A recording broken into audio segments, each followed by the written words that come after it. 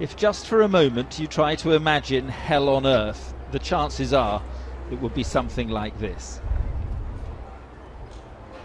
Amid the rubble of the bullet-riddled ruins of Mogadishu, thousands of hungry Somalis are trying to find a way to survive. Some in pathetic makeshift shacks, others in the shell-scarred buildings themselves. Inside one today, I found families who had arrived just hours before.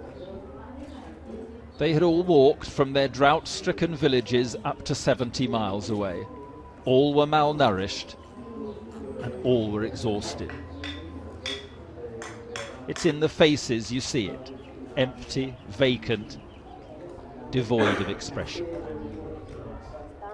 Outside we met Habiba, who had trekked for 4 days with her 2 sons. A third, she was breastfeeding, died along the route.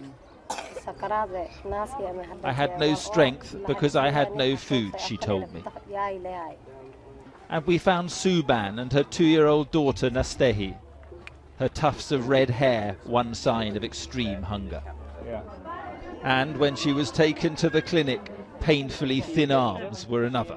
This child is in a critical condition and it's at risk unless the child gets an immediate medical and nutritional support. Mercifully, this may be a life saved, but many children continue to die here every day. It's all too easy to say that aid is wasted on Somalia, a country devastated by anarchy and by war, and where Islamic militias are known to prevent the food getting through to the starving. But it seems to me there is a real opportunity to get aid through now. It is a fragile opportunity, but it's not as fragile as the lives that depend on it. We flew into Mogadishu on a cargo plane carrying food aid from Save the Children. It was not much, but it was something, and in Somalia right now, that counts. The plane also brought the chief executive of the charity for his first look at the growing crisis here. Somalia is a complex country. It's been having a war for 20 years, but you can get in, you can make a difference. We're on the ground in the toughest parts of Somalia, here in Mogadishu, in this camp. You saw today that we actually can save children's lives. Just a few weeks ago, these buildings marked the front line in Mogadishu's unending conflict. Today, these militiamen were here to protect us in a city where kidnap is the ever-present threat.